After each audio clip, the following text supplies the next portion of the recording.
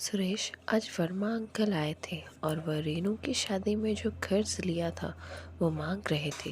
रीना जी ने कहा, माँ, अपने कर्ज मुझसे पूछ के लिया था।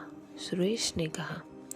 रीना जी हैरान हो गई और कही, बेटा, हमने कर्ज अपने लिए नहीं लिया था, तुम्हारी पढ़ाई और रीनू की शादी के लिए लिया था। वर्मा जी बहुत अच्छे आदमी हैं।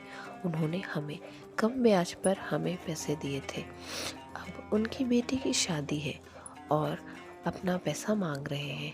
माँ, अब आपके ये कर्ज चुकाऊं या फिर मैं अपनी ज़िंदगी जीऊं? मेरी सैलरी भी ज़्यादा नहीं है और इतने सालों से मेरी अधूरी इच्छाएं रह गई हैं, वो भी तो पूरी करनी है। बाइक लेना है ऑफिस जाने के लिए, वो खटारा पुरानी बाइक से मैं ऑफिस जाता हूँ। माँ बाप का तो फ़र्ज़ ही होता है बच्चों की पढ़ाई करवाना, और वो चाहे कैसे भी करवाएं। इसमें आपने और पापा ने कोई अनोखा काम नहीं किया है। मुझे इससे दूर रखो। मुझे बार बार ये चिड़चिड़ाए मत किया करो, वरना मैं घर छोड़ के चला जाऊंगा। यह सुनकर रीना जी बहुत उदास हो गई और वह अपने बेटे की इस बात को जहर का घोट समझ के पी गई। लकवा के कारण से पिछले साल से ही सुरेश जी भी बिस्तर पे थे। रीना जी और सुरेश जी का एक सुखी परिवार था। 2 बच्चे थे, एक बेटी का नाम रीनू और बेटा का नाम रमेश था। जॉब करते थे सुरेश जी।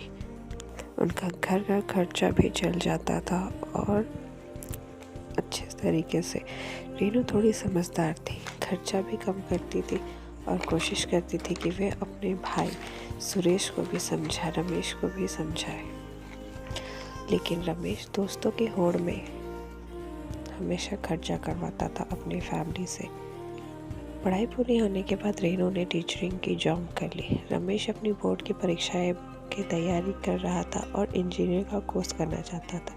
रीनू जी थोड़ी चिंता में थी और अपने पति सुरेश जी को बोली। सुरेश जी बोले, तुम चिंता मत करो, मेरा दोस्त वर्मा मदद कर देगा और वो उसका कारोबार बहुत अच्छा चल रहा है और कम ब्याज पे भी पैसे दे देगा और थोड़ा बहुत बैंक से ले लेंगे। इंजीनियर बनने के बाद रमेश थोड़ा अच्छा जॉब लग जाएगा तो और फिर हम पैसे चुका देंगे। तो होगा ही। अब रेनू की भी शादी करनी है। रेनू का खर्चा और लड़के शादी का खर्चा और पढ़ाई लिखाई के लिए दहेज लेना देना तो होता ही। लड़की भले ही कितनी पढ़ लिख ले, लेकिन दहेज तो देना ही होता है। रेनू की शादी का रिश्ता अच्छे परिवार में हो गया, मांग भी कम था रिश्तेदारों को देना लेना, और रेनू के ससुराल वालों को देने लेने का खर्चा तो करना ही है। रमेश की ने भी बहुत काम किया रेनू की शादी में। रेनू का विदाई नम आँखों से हो गया। कुछ महीनों बाद रमेश की पढ़ाई भी पूरी हो गई और उसे अच्छी कंपनी में अच्छे पैकेज के साथ जॉब मिल गया। इधर रीना जी और सुरेश जी भी बहुत खुश थे कि रमेश की सैलरी भी अच्छी है और उसके अपने शौक भी पूरे कर लेगा। आशा जी और रमेश जी भी कुछ नहीं कहते कि क्योंकि उसने बेटे ने बहुत दिनों तक अपने मन मार करके अपनी ज़िंदगी दी है। एक दिन अचानक से सुरेश जी बिस्तर से गिर जाते हैं और लकवा के मरीज हो जाते हैं। सुरेश जी जॉब करते थे, वो जॉब भी छूट गई। इलाज में जो भी थोड़ी बहुत बचत पूंजी थी वो भी चली गई। रमेश भी चिड़चिड़ा रहने लगा। इतनी सी उम्र में इतनी बड़ी बोझ जो हो गया था, और आए दिन वर्मा जी भी आ जाते थे पैसे के लिए पूछने के लिए। रीनू भी कुछ नहीं कर पाती। जॉइंट फैमिली जो थी वो भी सुन कर रह जाती।